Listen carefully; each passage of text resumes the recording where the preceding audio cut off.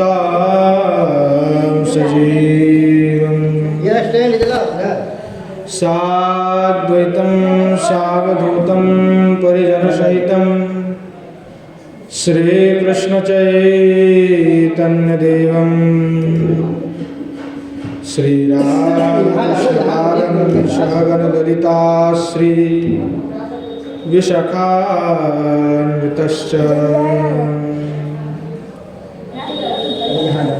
तम्बे सर्वेस्तनयान्ति केशी शेलाधिकारिणि गुरु निजपादुर्गे दास्यं प्रदाय कुर्मा व्रजकाननश्री राधां वृषेमनरसि सुखिनीं सुखौदे आजानुलम्बितभुजौ कनकावदातो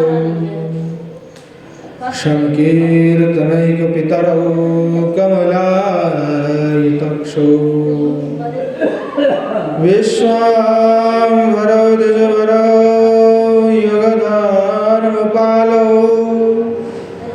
वन्दे जगत्प्रियकरौ करुणावतारौ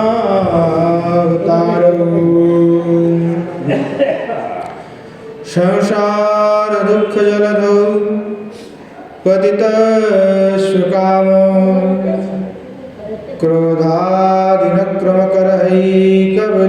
क्रोधादिनक्रमकरैकबलीकृतस्य दुर्वासनानिगडितस्य निराश्रयस्य चैतन्यचन्द्रमौलिः पदावगङ्गम्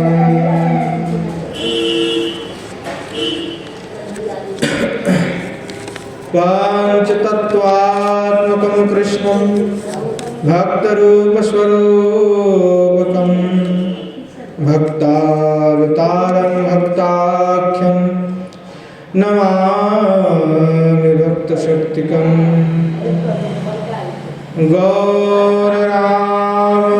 गौररामशमारम्भाम् ईश्वरिणां च मध्यमाम्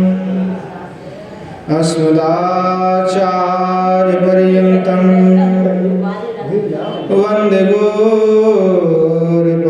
गुरुपरम्पराम्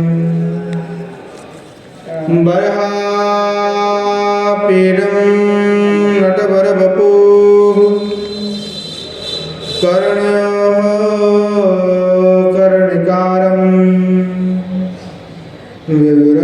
विवृतवासः कनककोशं वैजयन्ते च माला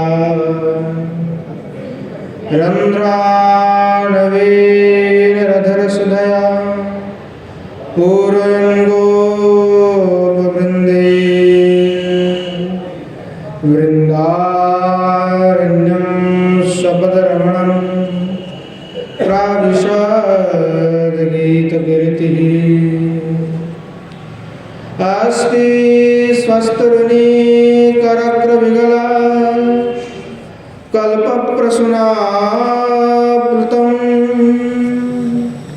वस्तु प्रस्तुतवेणुनादलहरी निर्व्याकुलम्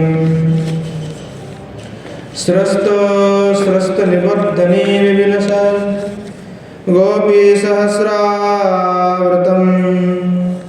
हस्तन्यास्तनतापवर्गमखिल द्वारं किशोराकृति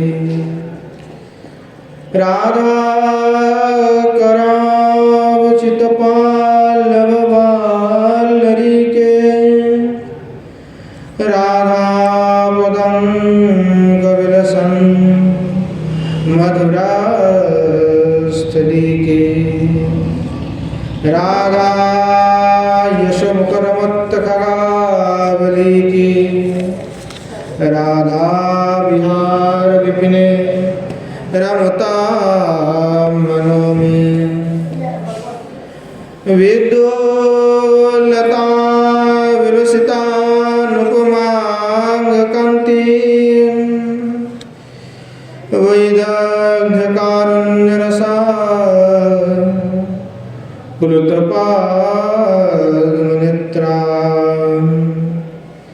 वृंदावन नवनिकुंज रसैकतृष्णा राधां विना किमपि तात्तमां न जाने। श्रीमद्भागवतं नौमि यस्यैवस्य प्रसादतः अज्ञातानुजानाति स्वरवसर्गगमानपि। मृषारूढं वाकन्तं सौममीश सदाशिवं हरिनामरसंवत्तं नौमि गोपीश्वरहरम्।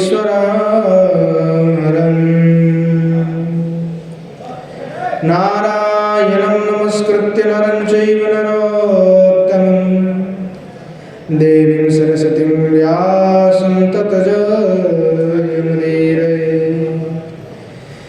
श्रीरूपं साग्रजं वन्दे रघुनाथं कृपामयं श्रीजीवं भट्टजूगं च सज्जनं सुखदायकं। येषां सहजस्निग्धानं पादरेणुमभीक्ष्णसा स्वर्गविघ्नविनाशाय शिरसा धारयाम्यहम्। वृन्द्यायै तुलसीदेव्यै प्रियायै केशवस्य च कृष्णभक्तिप्रदे देवी सत्यवते नमो नमः। वाञ्छकल्पतरुभ्यश्च कृपासिन्धुभ्यैव च पतितानं पावनेभ्यो वैष्णवेभ्यो नमो नमः। हरे कृष्ण कृष्ण कृष्ण हरे हरे, हरे राम राम राम हरे हरे। श्रीमन महाप्रभु की जय, श्री बल सरकार की जय, श्री कुशल बिहारी भगवान की जय। श्री मन महाप्रभु के असीम अनुकंपा से हम सभी को श्री राधा रस सुधानिधि नामक सुधासन में अवगान करने का सुअवसर प्राप्त हुए हैं। जैसे हमारे श्री किशोर जी चिंतामणि हैं, वैसे ही हमारे श्री गौरांग महाप्रभु भी चिंतामणि है। जो चिंतामणि स्वरूप नाम है, नाम को कहा गया है नाम चिंतामणि, तो वही हमारे श्री गोस्वामी का यहाँ उल्लेख करके कह रहे हैं चिंतामणि। गौरचंद्र भगवान ने भी वही चिंतामणि का विस्तार करते हुए जगज्जीव को प्रदान कर दिया।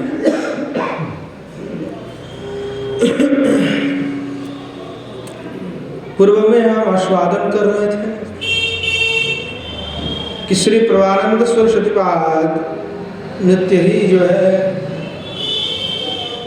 श्री किशोर जी के चिंतन में डूबे हुए हैं, स्मरण में डूबे हुए हैं,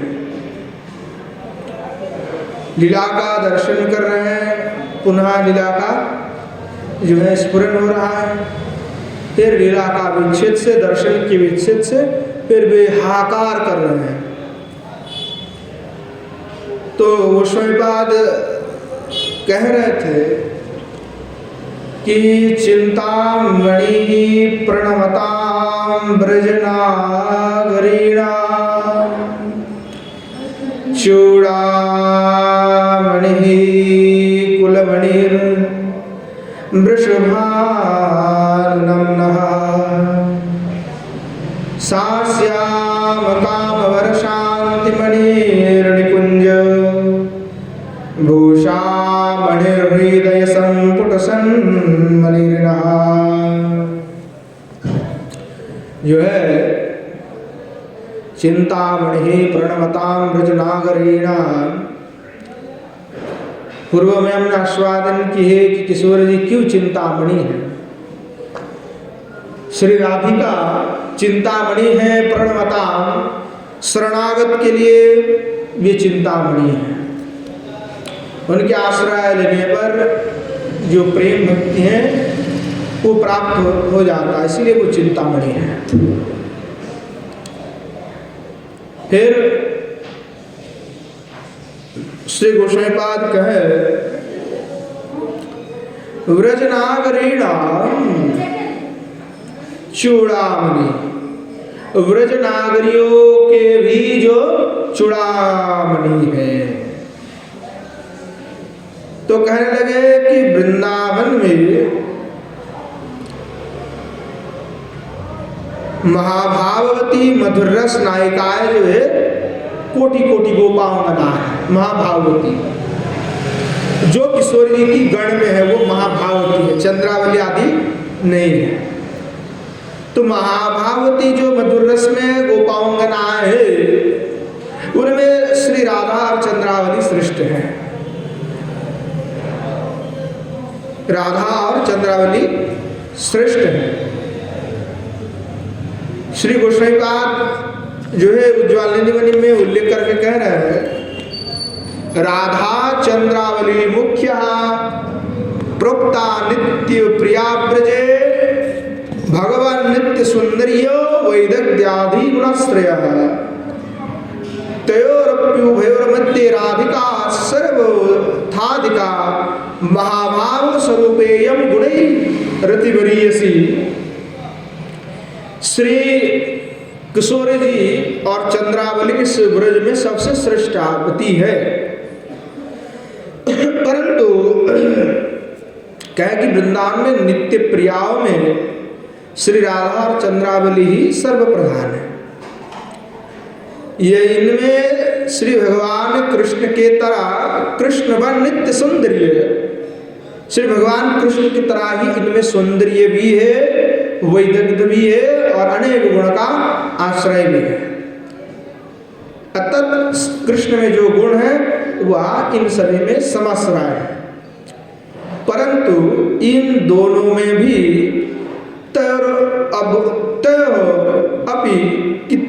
इन दोनों में भी मध्य उभयोर मध्य इन दोनों में राधिका सर्वथाधिका कि श्री किशोरी जी सभी प्रकार से श्रेष्ठ है। श्री राधिका ही सभी प्रकार से श्रेष्ठ है और महाभाव स्वरूपिणी है और सभी गुणों में केवल वरीयसी नहीं है, अति वरीयसी है।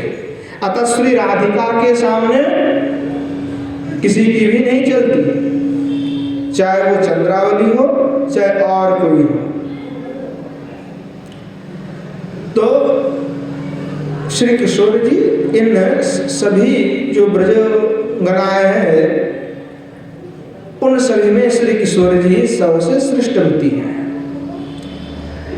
तो अन्य जो ब्रज सुंदरिया भी हैं वहाँ श्री किशोर जी के काय भैया है।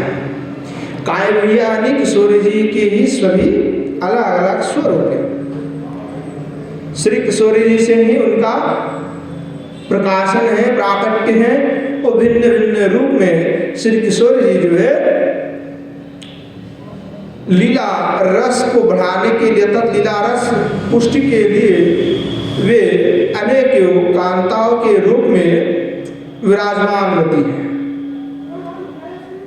अर्थात श्री किशोरी जी ही काव्या रूप में गोपियों के स्वरूप में विराजमान है।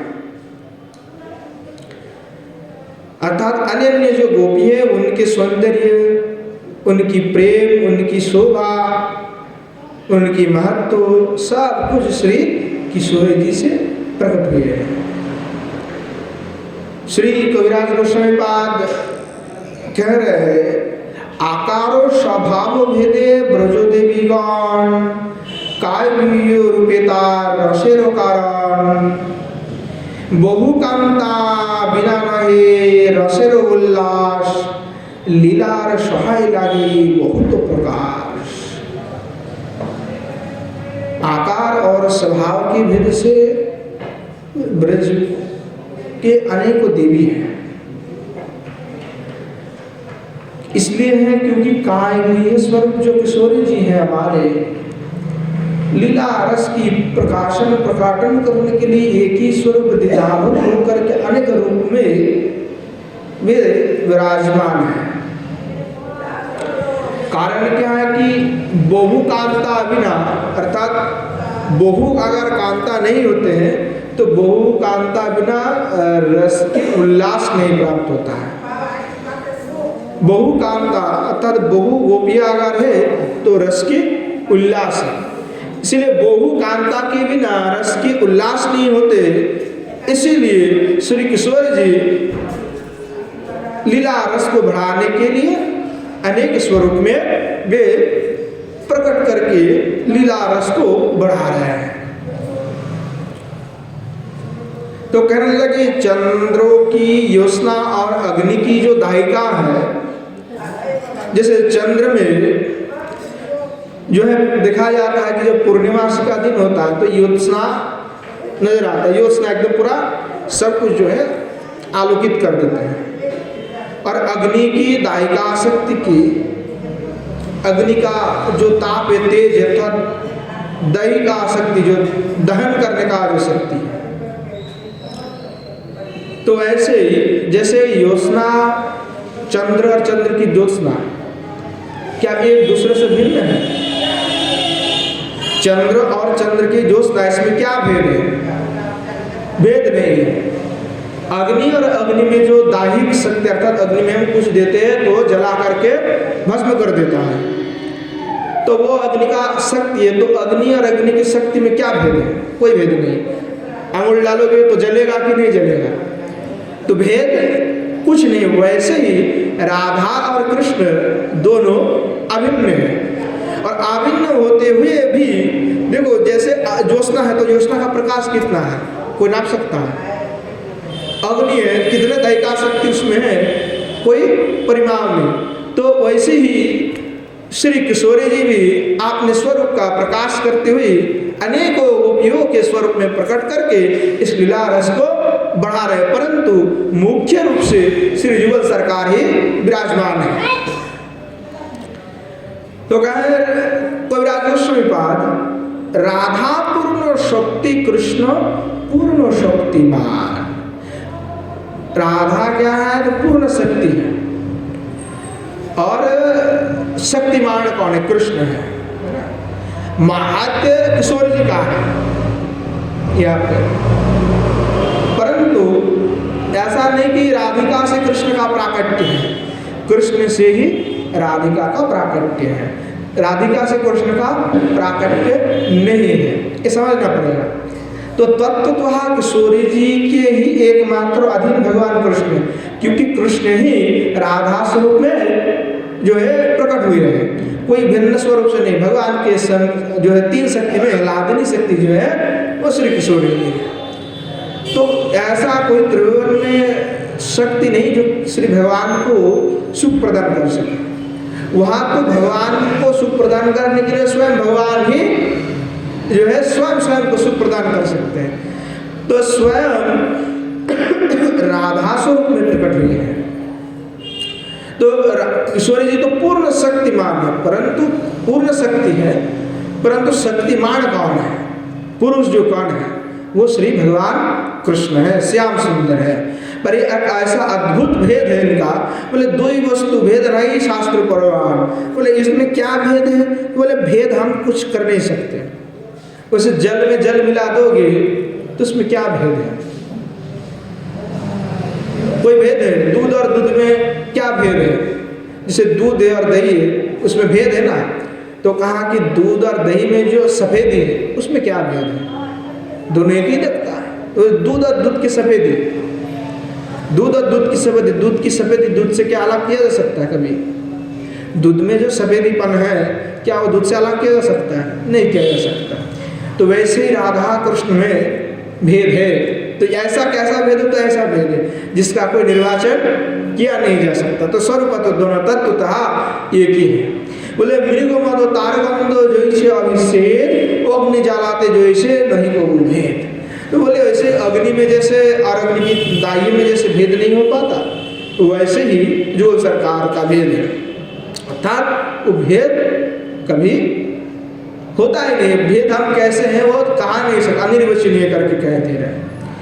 बोले तोई छे राधा कृष्ण सदा या कोई स्वरूप, वही जो राधा कृष्ण है वो एक ही स्वरूप है।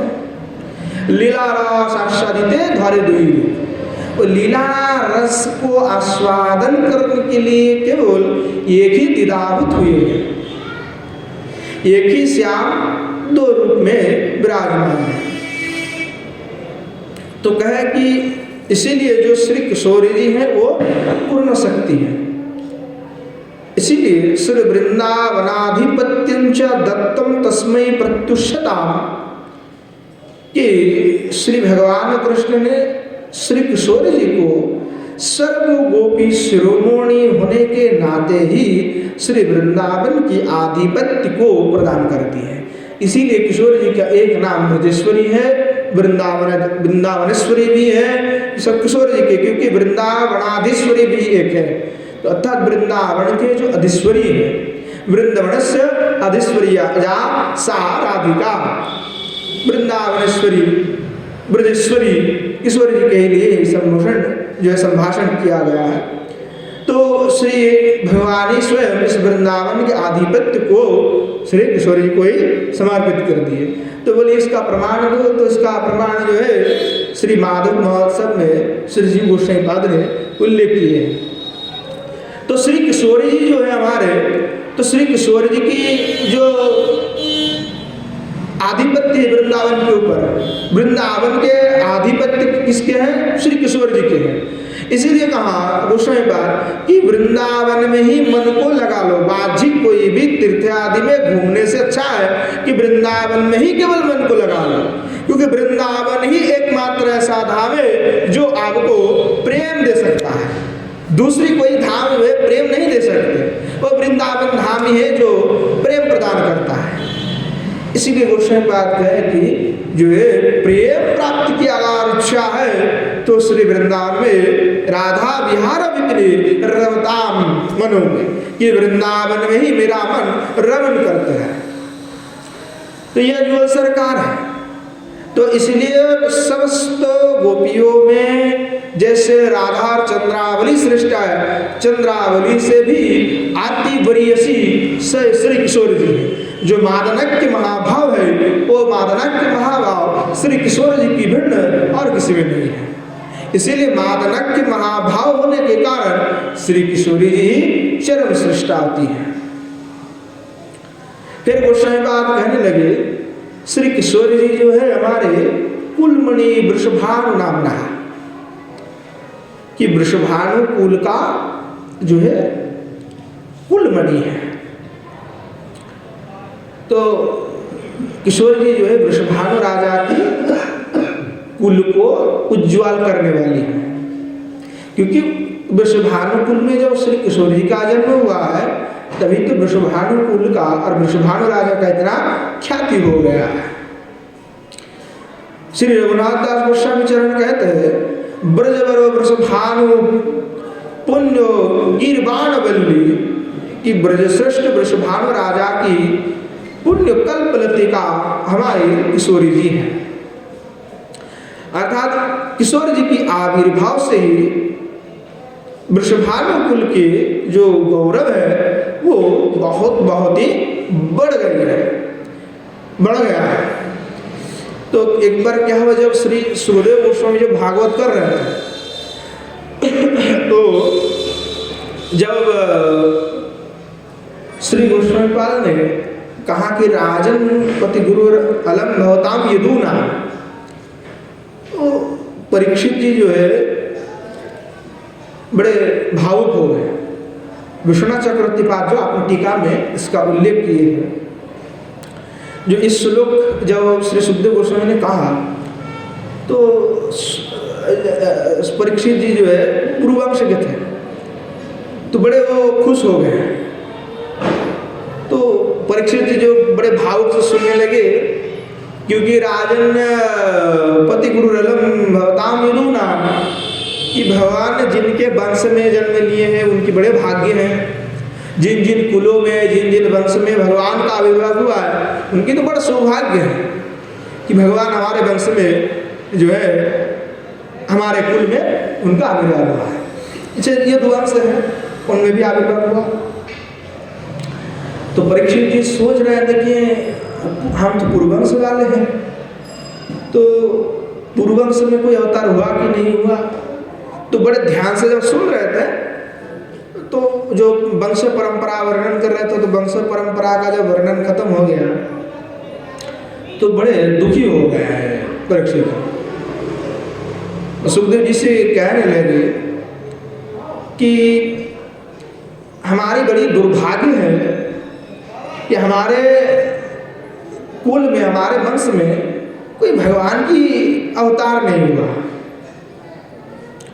और इससे मुझे बड़े दुख हो रहा है कि मेरे वंश में, मेरे कुल में कोई भी भगवान अवतीर्ण नहीं हुए हैं। तो ऐसे करके जो है वो अपनी मन जो है थोड़ा दुखी हो रहा था, हाय हाय कर रहे थे कि हमारे ऐसे वंश हैं कि ये भगवान अवतीर्ण नहीं हुए हैं, हमारे कुल तो कुल ही नहीं, क्या कहें, पूर्व वंश में कोई भी भगवान का अवतार नहीं। तो श्री सुखदेव गोस्वामी जो है उनकी बात को सुन करके, क्योंकि वो बात मन जो है सुने जाओ, तो सुखदेव गोस्वामी ने फिर उनको कहा कि देखो, ये सही है कि आपकी वंश में भगवान अवतीर्ण नहीं हुए हैं, इसमें कोई बात नहीं है, परंतु आपके वंश में जो है प्रेम अवतीर्ण हुए हैं।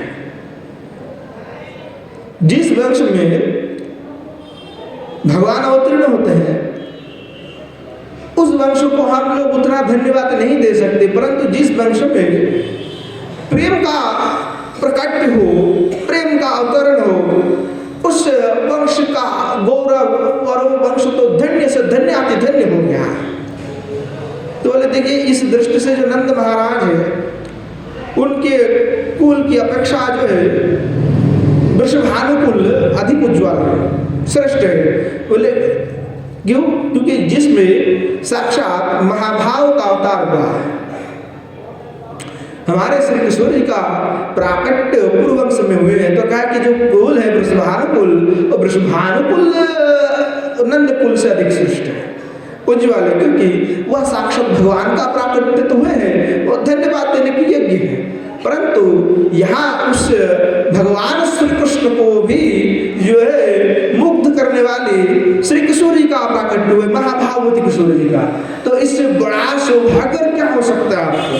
तो ये ऐसा अवतार हुआ है, तो बड़े जो है परीक्षित जो प्रसन्न होने लगे, क्योंकि महाराज नंद का कुल और नाम यथार्थ है, सार्थक भी है कि नंदयति जगदति, अर्थात विश्व को जो आनंद देता है उनका नाम जो है नंद है।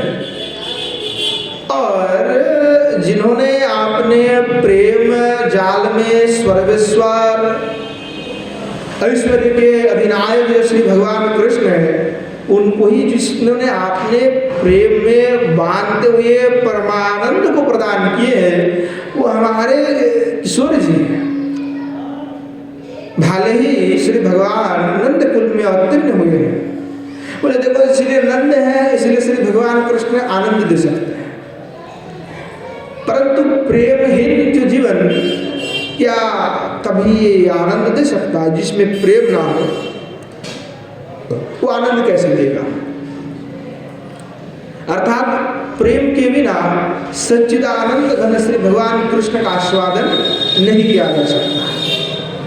तो श्री वृषभानु राजा ने जगत जीव के द्वारा, अर्थात जगत जीव के ऊपर इतनी कृपा कर दी कि श्री किशोर जी का प्राकट्य उनके कुल में हुआ, अर्थात उन्हीं की कृपा से ही उन्होंने तपस्या किया, जिसके प्रभाव से श्री किशोर जी उनके कुल में आविर्भूत हुए हैं। तो बोले जैसे कि ज्येष्ठ का सूर्य होता है, ज्येष्ठ मास में सूर्य होता है, तो ज्येष्ठ मास में जो प्रखर सूर्य है, तो बोले ऐसे ज्येष्ठ मास के सूर्य की तरह जीव के हृदय में प्रेम रश्मियों का प्रकाशन जो है वे वृषभानु ने किया है। तो कहे ऐसे वृषभानु राजा जिनके कुल में साक्षात महाभाव और प्रेम का अवतरण हुआ है, उसका कुल श्रेष्ठ है कि जहाँ स्वयं भगवान की आविर्भाव हुआ है वो कुल श्रेष्ठ है। तो इन तत्वता श्री नंद महाराज के कुल से श्री वृषभानु कुल ही अधिक श्रेष्ठ है, क्योंकि वह श्री किशोर जी का अवतरण हुआ और वह साक्षात महाभाव प्रेम का ही जो है प्रकाशन उस कुल में हुआ है।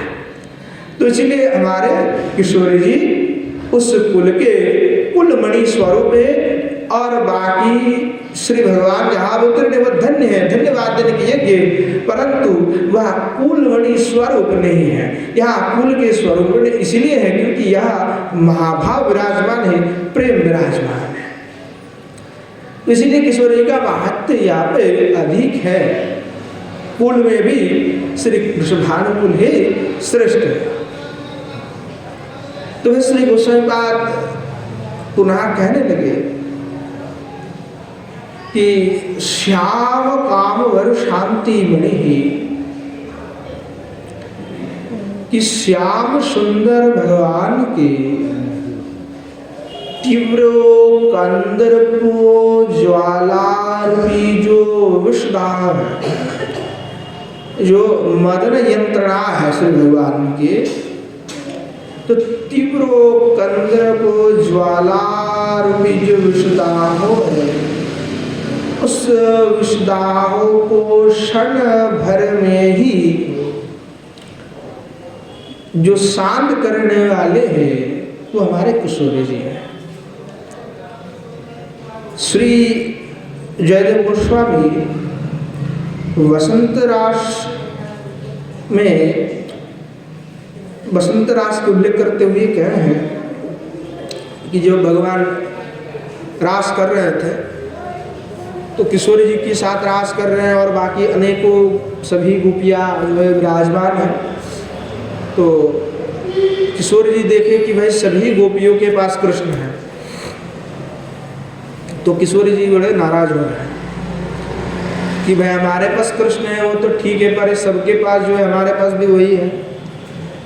तो इसलिए किशोर जी जो है से बड़े नाराज हो रहे हैं।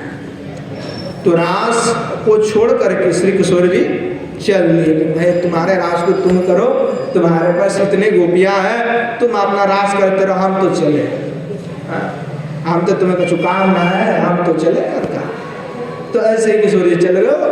और क्या और श्याम सुंदर जैसे इधर उधर नजर गया कि किशोर जी तो ना है, अब किशोर जी ना तो क्या करें।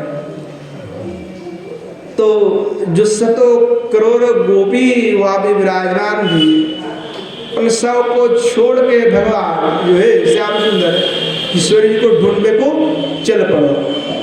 भाई क्या करे हैं। तो गोस्वामी पाद जो है लिखते हैं उसका कि कोटि गोपियों को छोड़ते हुए जो रसिक सुंदर है, श्याम सुंदर है, वह किशोर जी को ढूंढने के लिए चल पड़े, क्योंकि उनकी कंदर्प विषज्वाला किसी में भी सामर्थ्य नहीं कि उनकी कंदर्प विषज्वाला को शांत कर दे, और किसी से भी वो शांत करने में भगवान भी समर्थवान नहीं है। इसीलिए कविराज गोस्वामी पाद ने लिखे कि शतो कोटि गोपीते नहे काम निर्वापन इहाते अनुमानी श्री राधिकार, कि शतकोटि गोपियों में भी ऐसा सामर्थ्य नहीं है कि श्री भगवान श्याम सुंदर के मदन विषज्वाला को शांत कर दे, और भगवान स्वयं श्याम सुंदर भी उन कोटि गोपियों रहने पर भी उनका काव्य का निर्वापन वे नहीं कर सकते, समर्थ नहीं है उनमें भी। तो कहते इसीलिए इसी वाक्य से समझा जा सकता है कि किशोर जी की गुण कितने अधिक हैं, किशोर जी कितने श्रेष्ठ है। तो इसलिए भगवान चल पड़े हैं और चल करके जैसे तैसे करके यमुना जी के किनारे पे जा करके किशोर जी को ढूंढ लिए और बड़ी मशक्कत करके श्री भगवान जो है किशोर जी को मना करके लेकर के आए और उनको लेकर के नित्य निकुंज में स्वयं जो है दोनों जुगल संख्या चले गए। अर्थात जब श्री किशोर जी श्री भगवान को स्पर्श किए तभी श्री भगवान की जो मदन ज्वाला था वह ज्वाला अपने आप ही नष्ट हो गया, शांत हो गया।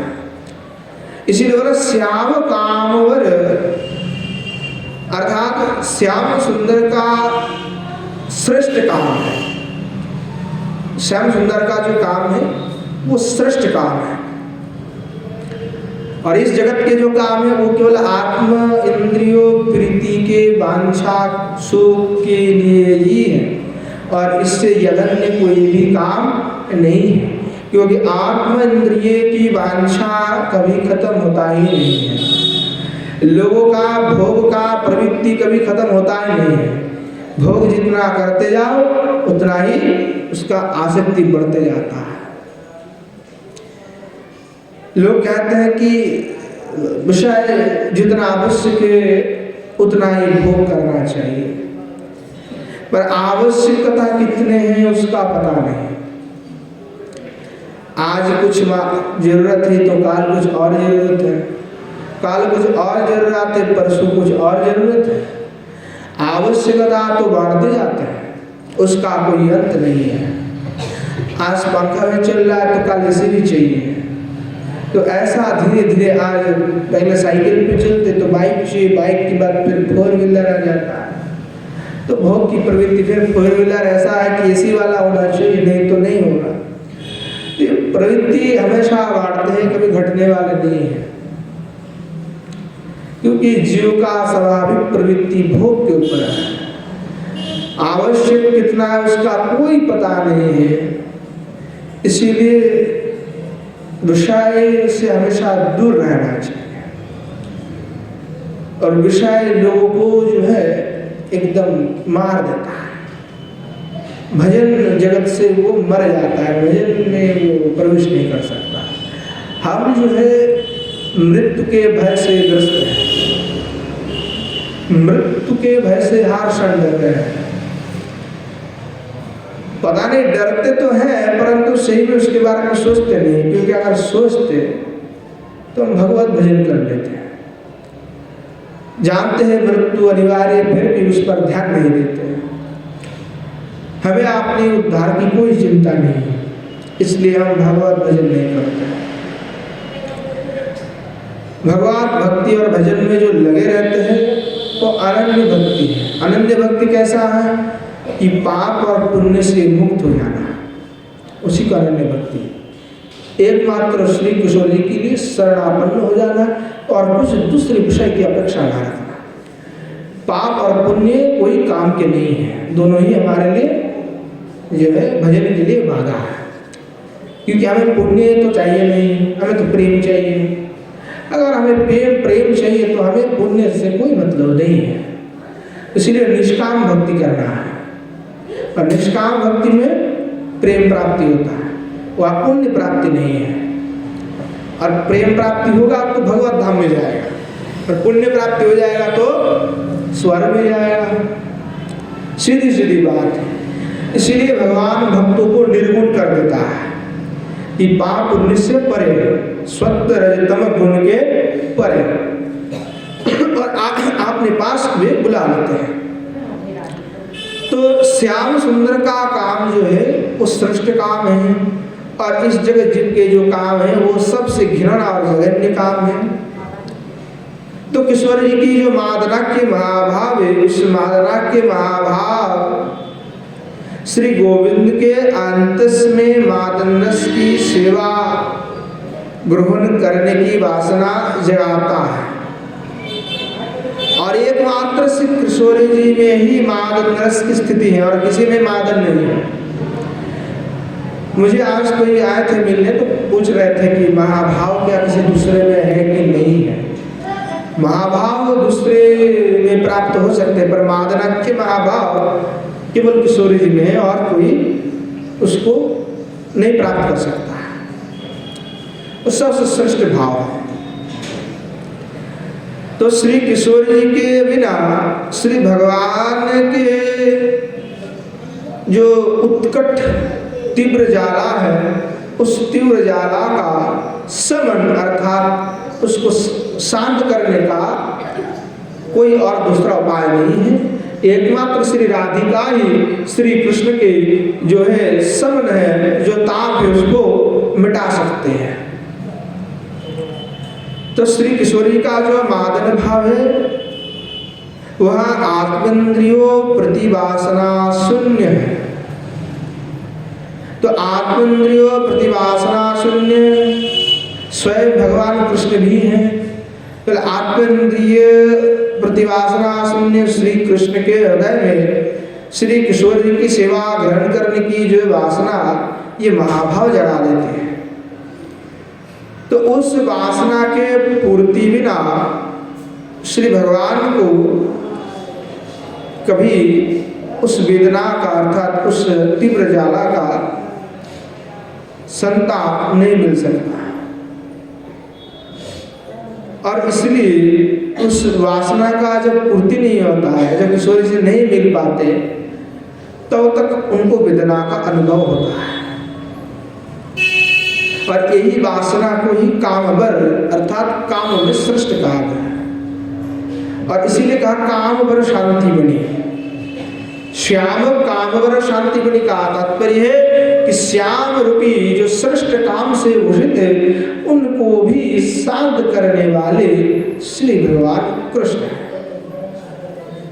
श्री भगवान कृष्ण को शांत करने वाला श्री किशोर जी है। श्याम वर जो श्याम सुंदर भगवान जो काम से विभूषित है अर्थात श्रेष्ठ काम से विभूषित है और उनके तीव्र ज्वाला को शांत करने वाली श्री किशोरी जी है। इसलिए का श्याम वर शांति मणि शांत करने के लिए वो मणि स्वरूप है, क्योंकि और किसी ब्रजांगना में ऐसा सामर्थ्य नहीं है।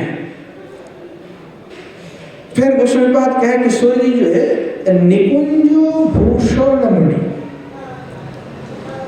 अर्थात निकुंज के जो भूषण है, निकुंज के भूषण निकुंज को जो आपने रश्मियों से तेज से आलोकित करके रखे हुए हैं, विभूषित करके रखे हुए हैं। क्योंकि श्री वृंदावन में श्री श्याम सुंदर जो है अपराकृत नवीन मदन स्वरूप में विराजमान है और महाभाव स्वरूप श्री किशोरी जी जो है वह महाभावती और मादना की महाभाव बदल करके विराजमान है। तो इन दोनों का मिलन ही जो है रस का मूलाधार है और रस माधुरी का आस्वादन कराने की महातीर्थ जो है इस दोनों का मिलन है।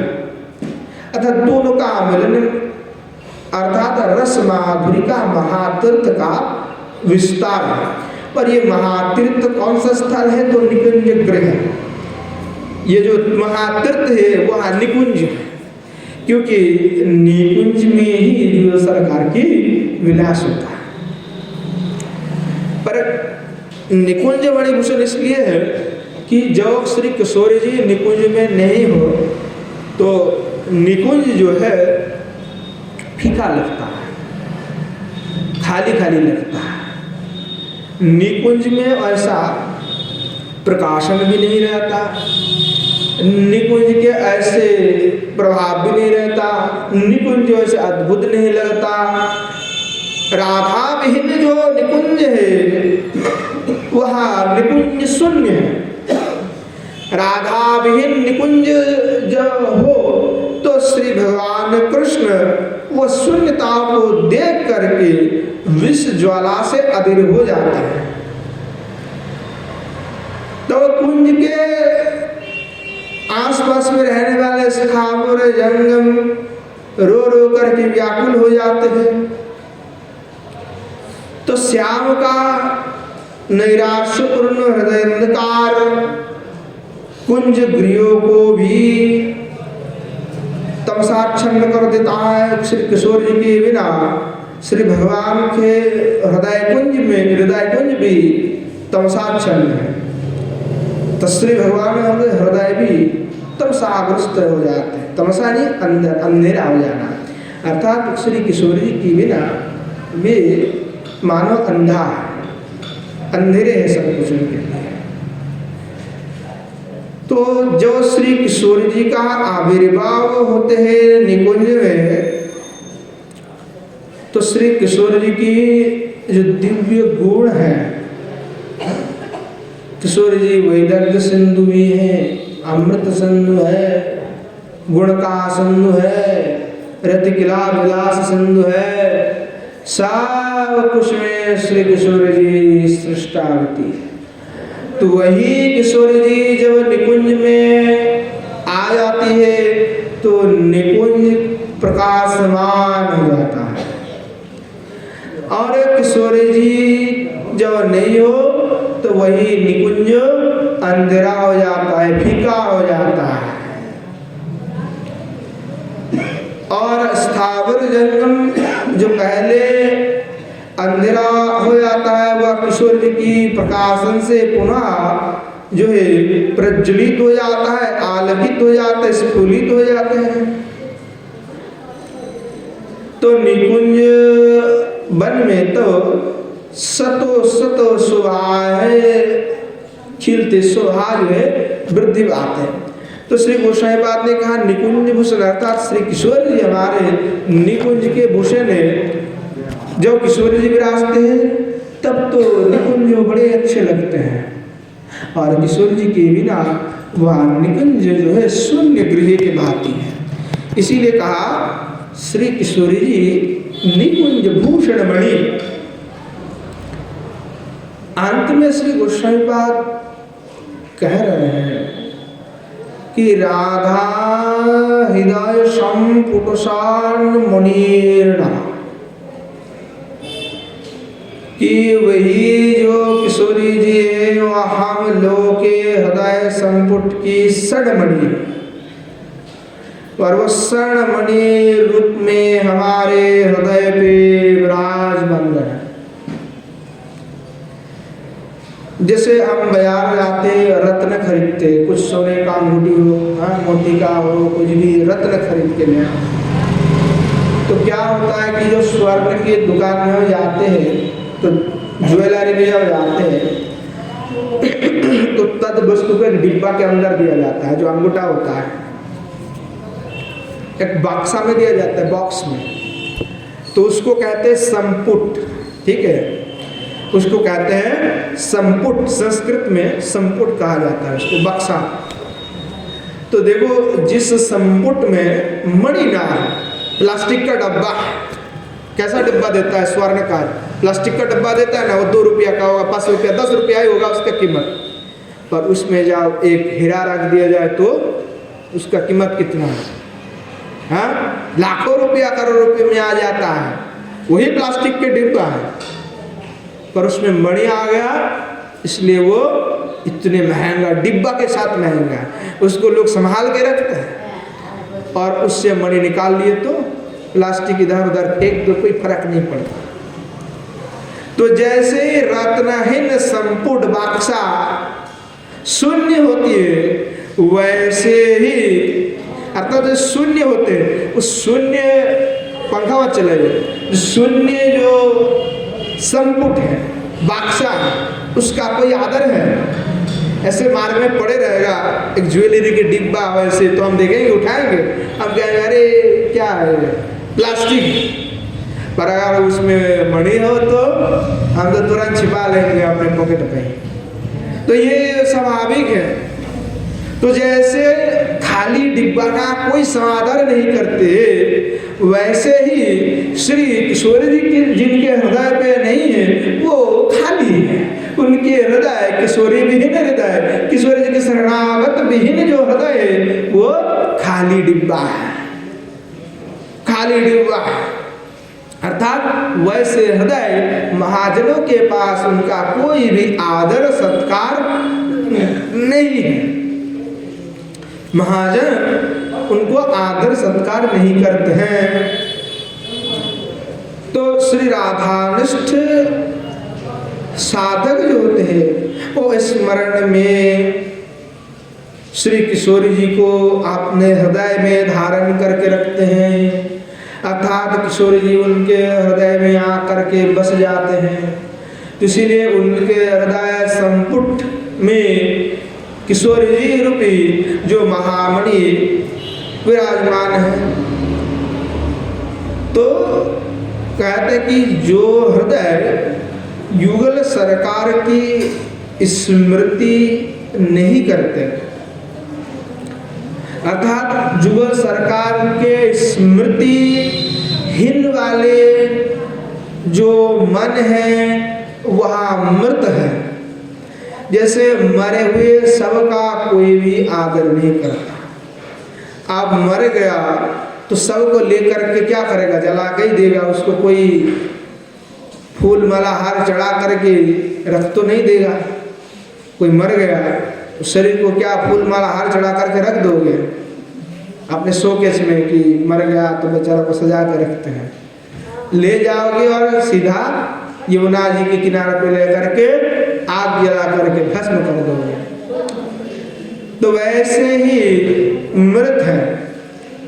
तो जिनके हृदय में युगल सरकार की स्मृति नहीं है, जिनकी मन श्री युगल सरकार के चिंतन में नहीं डूबे हुए हैं, उनके हृदय वो मर गया है और मरे हुए व्यक्ति कुछ कर नहीं सकता। वैसे जिसको युगल सरकार के प्रति प्रेम नहीं है वो कुछ भी कर नहीं सकता। उसका मन केवल भटकेगा, इधर उधर फलाना में लगे रहेगा, मन कभी उसका लगेगा नहीं। तो श्री राधा श्री किशोरी जी हमारे हृदय का संपुट है, हृदय संपुट के मणि है। तो स्मरण मुनेरे प्राण मधुर मधुर दाम जुगल विलास मृतसार। कि स्मरण मन का प्राण है। मन का भी क्या प्राण होता है? बोले हाँ, मन का भी प्राण होता है। मन का प्राण है श्री युगल सरकार की चिंतन। जो युगल सरकार की चिंतन करते हैं, उनका ध्यान करते हैं, वही हमारे लिए उनके लिए प्राण है। प्राण के बिना जैसे जीव जीवित नहीं रह सकता, तो युगल सरकार के चिंतन के बिना साधक जीवित नहीं रह सकता। जो साधक है उनको नित्य ही अपने मन में श्री युगल सरकार का दर्शन करते रहना है। आंख बंद करे तो युगल सरकार, आंख खुले तो युगल सरकार। किवा सपने किवा जागरणे किवा सुषुप्तिते, चाहे वो दिन हो, चाहे वो रात हो, चाहे हम सोए हैं, चाहे हम जागे हैं, चाहे हम सुषुप्ति में हैं, हमें केवल युगल सरकार का ही दर्शन होते रहना चाहिए। युगल सरकार का ही दर्शन हमें हो। तो कहा कि जो राधा किंकरी है, तो राधा किंकरी का चित्त संपुट में दो रत्न विराजमान है। युगल सरकार विराजमान है। संपुट यानी बाक्सा में दो मणि है। तो दो मणि कौन है? राधा और कृष्ण। तो बोले नहीं क्या हम एक मणि को रख लेते हैं? बोले हाँ रख लो, एक मणि रख लो, हमें क्या है, एक मणि से कोई सोना नहीं है। तो एक मणि अगर श्री गोविंद को रख लोगे तो तुम्हें कोई भी कुछ नहीं होने वाला। केवल गोविंद को रखने पर हृदय पे रस प्राप्ति नहीं है। उससे क्या बोले नहीं, उल्टा तो उससे दुखी मिलेगा, उल्टा उससे दुख मिलेगा।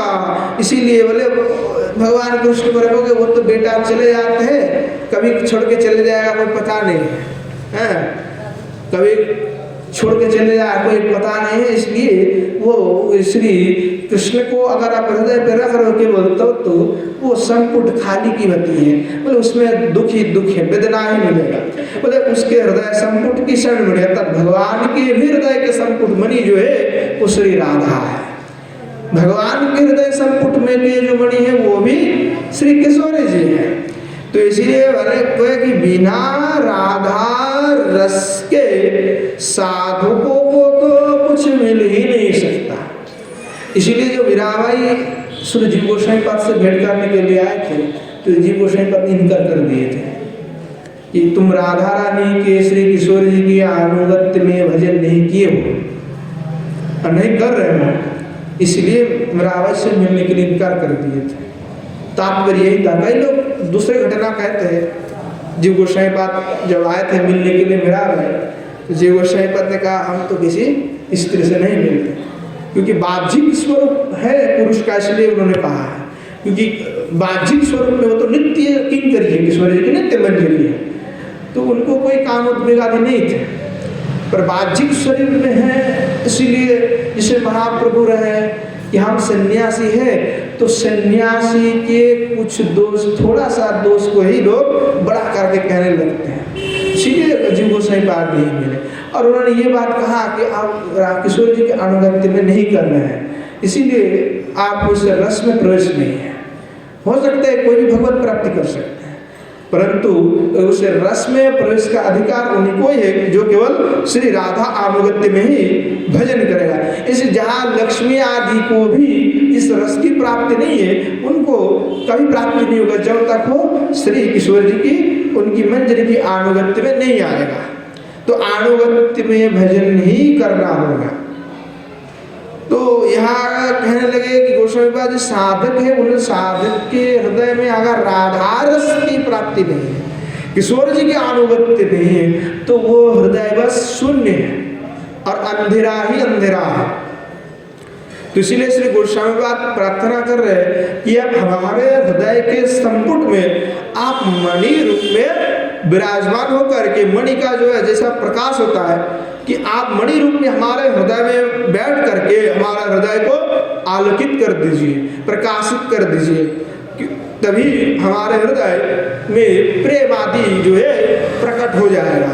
इसीलिए जो है श्री गोस्वामी पाद इस प्रकार से प्रार्थना श्री किशोर जी से करने लगे। तो किशोर जी से प्रार्थना कर रहे हैं साधक वेश में।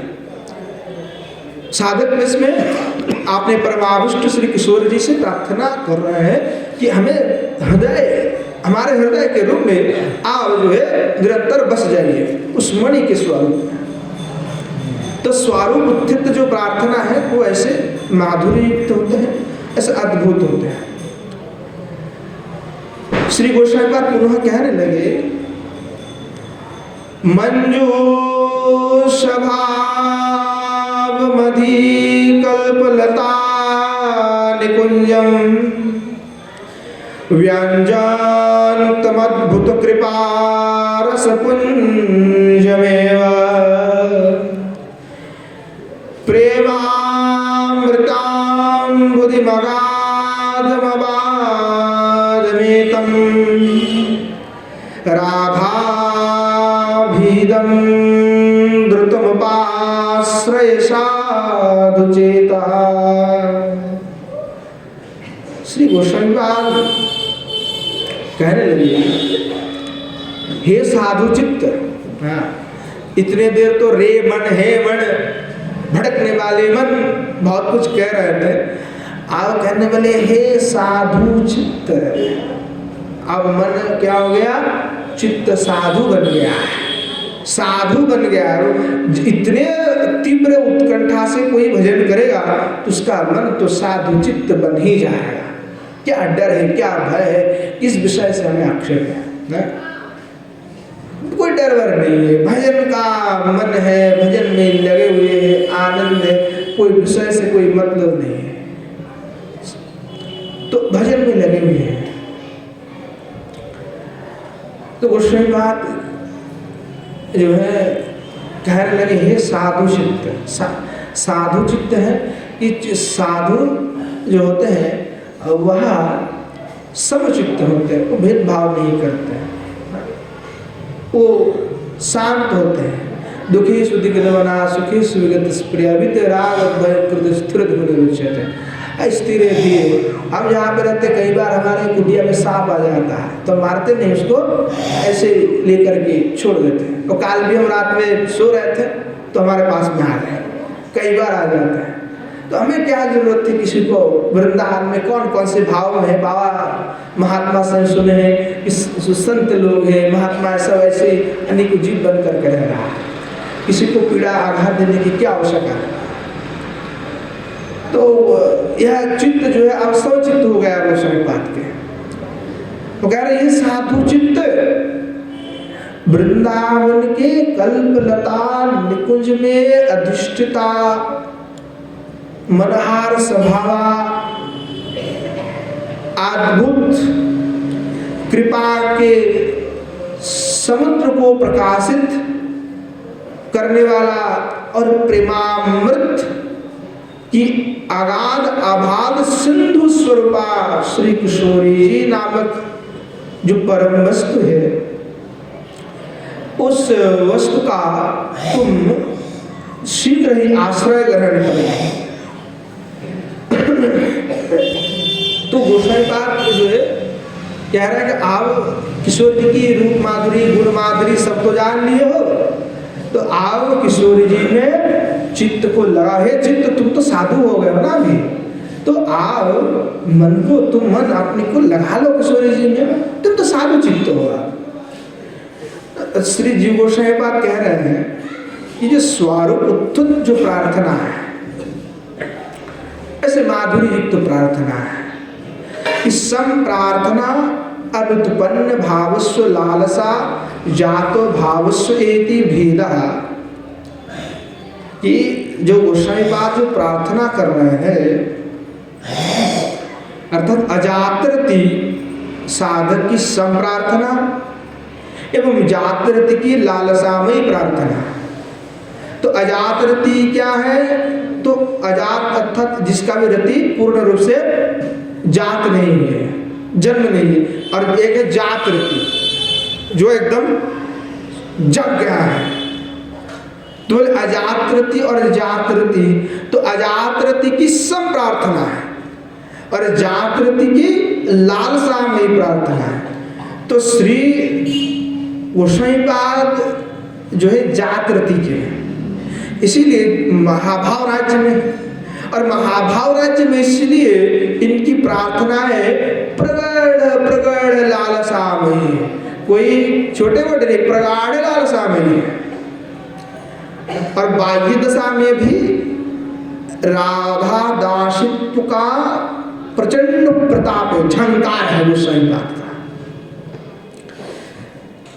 किशोर जी की श्री चरणारविंद की रसपान व्यतीत कुछ वे नहीं पान कर रहे हैं। राधा सुधा रस ही साधक के जीवन होना चाहिए, वैसे ही गोसाई पाद का अवलंबन है। तो जिनको कुछ कुछ साधन रस का आस्वादन प्राप्त हो गया है, भले जो है वो तीव्र ना हो, क्योंकि हर व्यक्ति का साधन का रस तीव्र नहीं होता, अनुभव तीव्र नहीं है। कोई 30 साल से आया है, उनका अनुभव से ज़्यादा हो सकता है कोई 2 साल में आने वाला का अनुभव ज़्यादा, क्योंकि जिसका जितना प्रेम प्रताप होगा, जितना उसका कनेक्शन ज़्यादा, उसको उतना मिलेगा। तो वो पता नहीं किन के पास होगा, उसका विचार नहीं किया जा सकता। या कोई हो गया कि लगे हुए हैं, अभी आए हैं तो उनको कुछ ज्ञात नहीं, पर पुराने तो अनुभवी हैं, अनुभव तो होगा, इतने साल से भजन कर रहे हैं, दोनों तरफ की बात है। तो श्री गोसाई पाद कह रहे हैं कि चाहे जो भी भजन कर रहे हैं, तो साधना का रस कुछ ना कुछ तो किसी को मिल रहे हैं, चाहे वो तीव्र ना हो, स्वल्प हो। तो अगर स्वल्प भी हो तब भी किंचित थोड़ा सा राधा राधा रानी के प्रति उनका प्रेम तो जगेगा, तब राधा अभाव बुद्ध तो जगेगा, क्योंकि थोड़ा सा भजन करेगा तो उसको पता लगेगा, तो वो जरूर उसके मन में ये आएगा जो करेगा। तो अप्राप्ति जनित जो यह जो रति है, जैसे अजात रति, अभी पूर्ण रूप से उजात नहीं हुआ, तो उनके लिए सब प्रार्थना है। वो आचरण की जो प्रार्थना है, उस प्रार्थना को बार बार विशेष करके ध्यान करें, आस्वादन करें, तो इससे कि उनकी जात हो जाए। तो वो जो थोड़ा सा अनुभव है वो किरण के भांति है। जैसे एक अग्नि का कणा है, तो उसको अग्नि की स्फुलिंग जिसको कहा जाता है, उस अग्नि की स्फुलिंग से अग्नि जलाया जा सकता है कि नहीं जा सकता? अग्नि की स्फुलिंग से अग्नि जल जाता है ना, छोटा सा अग्नि का स्फुलिंग है तो नहीं जलेगा, जलेगा ना। आप पूरा सूखा एकदम पत्ता वत्ता लीजिए और थोड़ा सा कण डाल दीजिए, उसमें जल जाएगा। जो बांस होता है, दोनों बांस के लकड़ी को ऐसे रख करके एक को ऐसे घुमाएंगे तो वो उससे थोड़ा सा से अग्नि जल जाता है, कणा से। तो वो आशा है। तो हर साधक में जो वो कणा है, अग्नि की कणा, तो वो अग्नि का कणा एक आशा है, एक किरण है।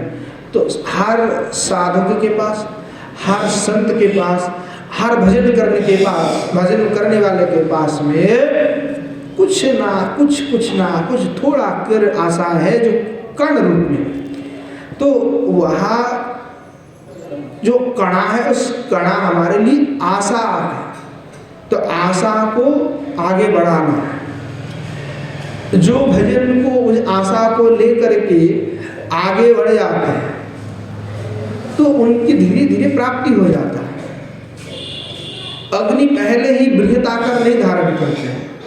अग्नि पहले थोड़ा जलते हैं, धीरे धीरे उसमें लकड़ी वगैरह देते जाओगे तो जलते जलते प्रकांड धारण कर लेता है।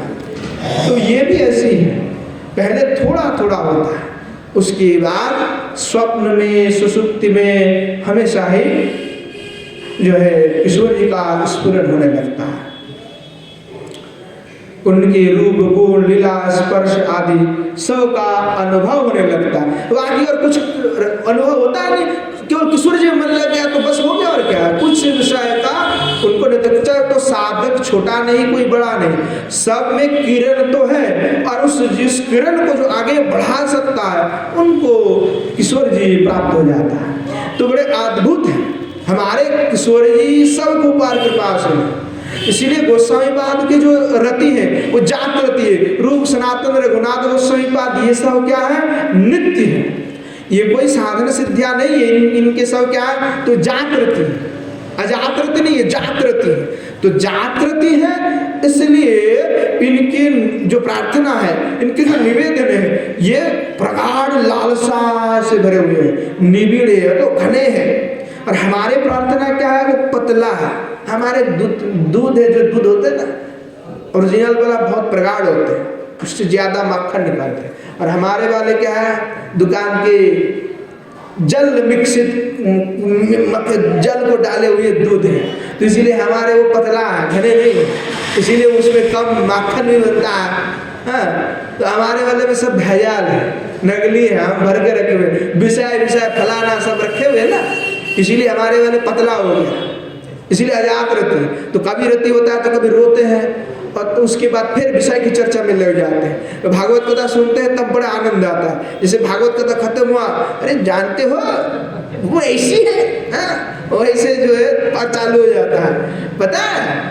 तो ये क्या है, तो उस समय तो बड़ा अच्छा लग रहा था, क्योंकि उसमें कथा सुन रहे हैं। कथा खत्म हुआ तो जातरति नहीं है, जातरति तो कभी कटेगा नहीं, अजातरति है। अचानक हुआ तो उस देर के लिए ठीक है, और नहीं तो फिर खत्म। जैसे अग्नि का कण है, अगर वो मिल गया तो जल गया, सूखना लकड़ी वकड़ी मिल जाएगा तो जल जाएगा, नहीं तो थोड़े देर में बुझ जाएगा। तो ऐसा है। तो ये क्या है, साधक जो है, जो नित्य सिद्ध है, वो उनके हृदय में तो राधा विरह की इतनी तीव्रता है, इसीलिए प्रार्थना में इतनी माधुर्यता है, इतनी लालसा है। और हमारे लिए प्रार्थना इसलिए नहीं क्योंकि हम तो साधन सिद्धा भी नहीं, अभी साधन में लगे भी नहीं है। तो साधक वेश में श्री गोस्वामीपाद आपने चित्त को संबोधित करते हुए कहा, हे साधु चित्त। पहले कुछ और बोल रहे थे कि रे मन भटको मत, अब कह रहे साधु चित्त। तो साधु चित्त राधा नमक परम वस्तु में शीघ्र ही आश्रय ग्रहण कर लो। तो अविष्ट वस्तु में अनन्य निष्ठा प्राप्त चित्त को ही साध चित्त कहा जाता है। अतः अविष्ट वस्तु क्या है? किशोर जी का श्री चरणारविंद, उनकी सेवा हमारे लिए अविष्ट किशोर जी। तो अविष्ट वस्तु में हमारा अनन्य निष्ठा, अनन्य अर्थात ना अन्यति अनन्य, अर्थात राधा को छोड़ करके कोई दूसरा नहीं, ना अन्यति अनन्य, अर्थात कृष्ण राधा जो सरकार छोड़ करके और कुछ नहीं। तो ये अनन्य भक्ति। नहीं हम तो शिव जी के पास भी जाएंगे, हम तो गणेश जी का भी जाएंगे, वायुदेव के पास भी जाना है, शनि देव की भी पूजन करना है, नवग्रह भी पूजन करेंगे, ये सब करते रहे जिंदगी भर तो बस कुछ नहीं होने वाला है। दुनिया में यही करते रहो, फंसे रहो और काम नहीं होने वाले। इसलिए कहा नहीं, ये केला श्री युगल सरकार की राधा भागवत में शरण लिए तो और क्या अपेक्षा है? सब अनुकूल हो जाएगा, आपको अलग से कुछ करना नहीं पड़ेगा। श्री भागवत इसका सबसे बड़ा प्रमाण है। श्री भागवत क्या कहते हैं? यथा तरमूलो निषेचन तृप्ति तदस्कंद भुजोपसाका। भाई वृक्ष है, एक वृक्ष के मूल में जल दोगे तो वो तो अपने आप ही फल फूल देने लगेगा, ताजा हो जाएगा, हरा हरा हो जाएगा। अब उसकी पत्ते में जल दो, उसकी डाली में जल दो, उसके पत्ते में सब जल देते रहो, थोड़ी वो होने वाला। मूल में जल दोगे तभी तो काम बनेगा। तो मूल जो तत्व वस्तु आपको पता है, तो क्यों काहे भटक रहे उधर उधर, क्यों भटक रहे पता है? उसका कारण है विषय, और कोई दूसरा कारण नहीं। भटकने का कारण है विषय कि इनके पास जाएंगे तो थोड़ा ये मिलेगा, इनके पास जाएंगे थोड़ा ये मिलेगा, क्योंकि किशोर जी के पास जाएंगे तो प्रेम दे देगा, फिर तो भोग नहीं करने वाले हम। प्रेम मिल गया तो भोग नहीं कर पाएंगे, अब भोग नहीं कर पाएंगे तो कैसे होगा? तो इसलिए किशोर जी के पास जाने से थोड़ा डरते हैं, इसीलिए दूसरे के पास जाना पड़ता है भोग के लिए।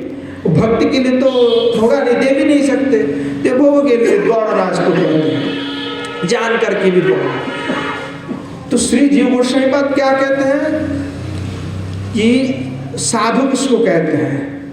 तो बोले साधु भी प्रजित कुहितवहा मोक्ष पर्यंत कामना रहित वित्यर्थ साधु।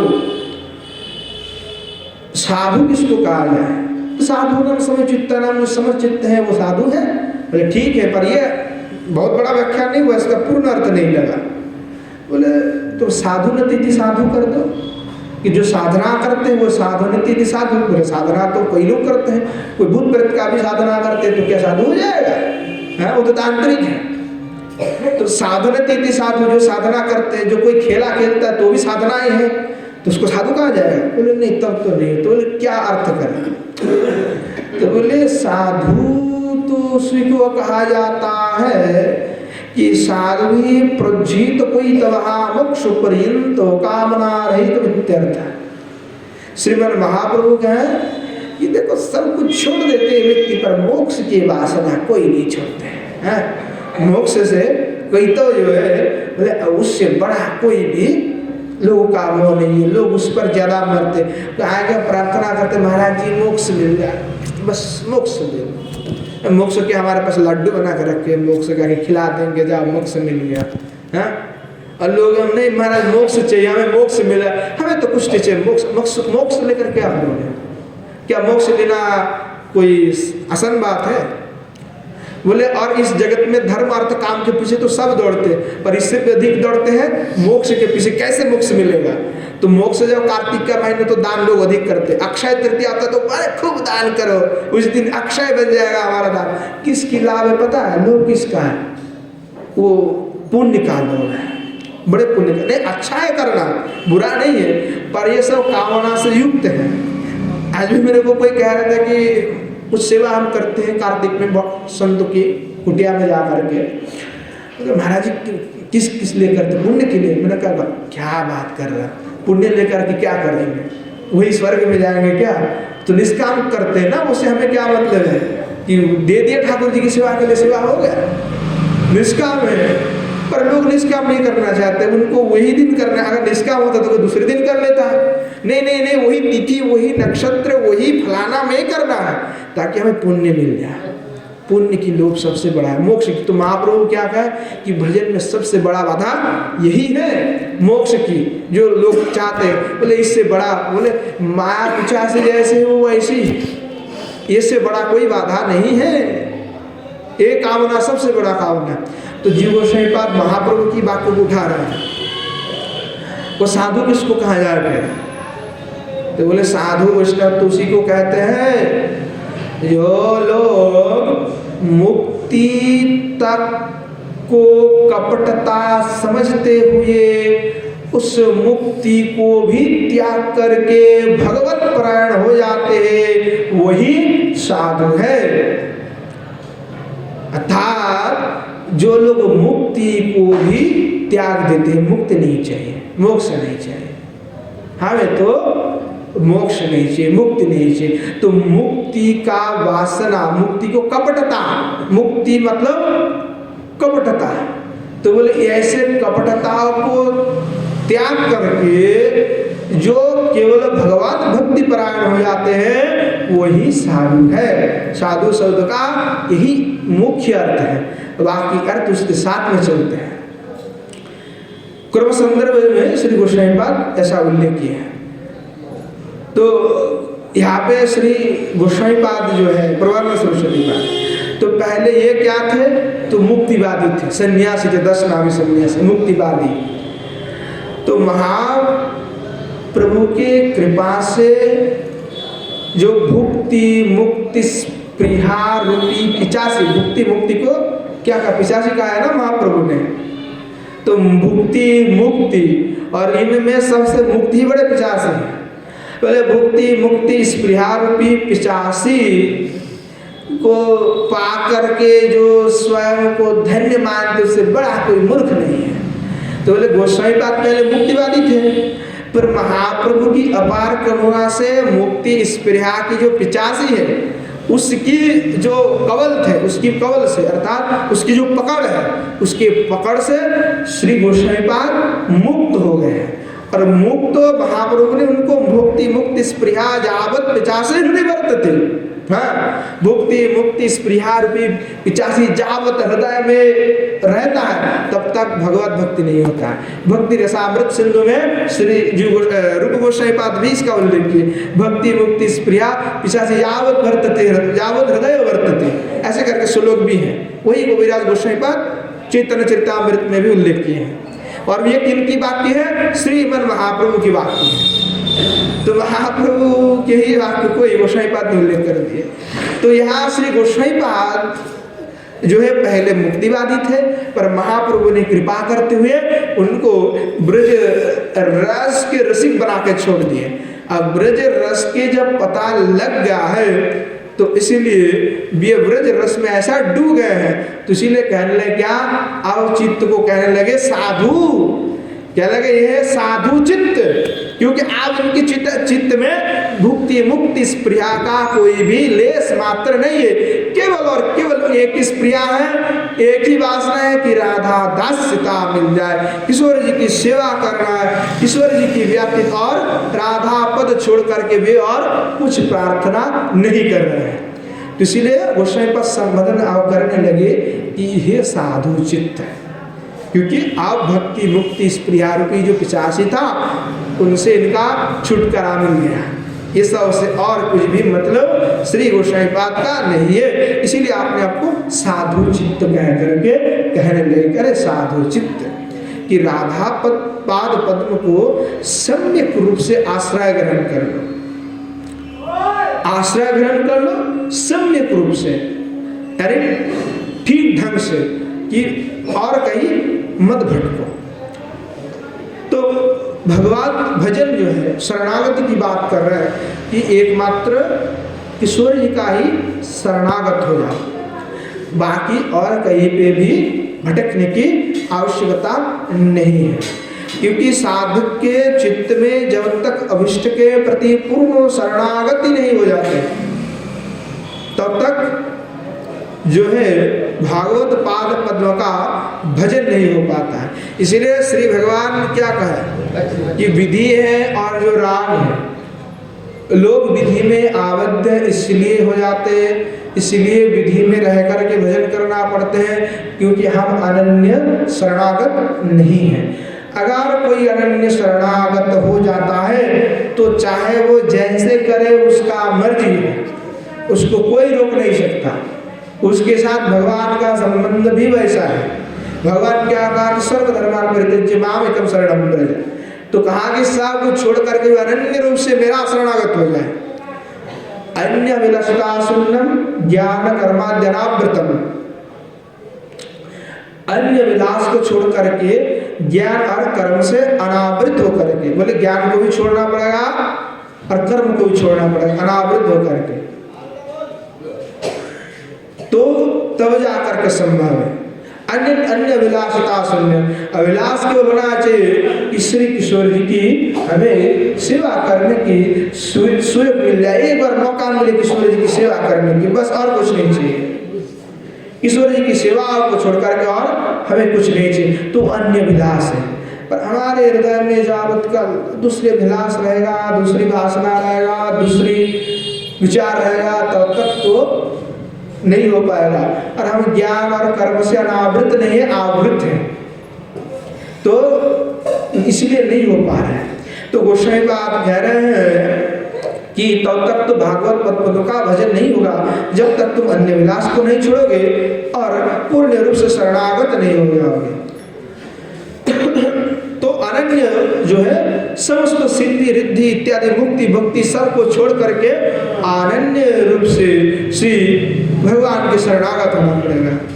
श्री जीव गोसाईपाद ने इसलिए कहा आनन्यागतित्वञ्च द्विधा दर्शयते आश्रयान्त्यस्य भाव कथनेन नाति प्रक्रिया कथंचिदाश्रितस्य अरण्यस्य प्रयोजनेन च, कि अनन्य गति से ही जो है सिद्धि प्राप्ति होती है, अर्थात अनन्य गति से ही श्री भगवान के श्री चरण कमल की प्राप्ति होता है। तो कैसे श्री भगवान के चरण कमल कौन से प्रकार से प्राप्ति होते हैं, और श्री गोसाईपाद ने यहाँ पे श्री किशोर जी को कहे कि आप जो है वृंदावन के कल्पलता निकुंज के अधिष्ठाता है, मनोहर स्वभाव है, अद्भुत कृपा के प्रकाशन करने वाली है, आप अगाध सिंधु स्वरूप है।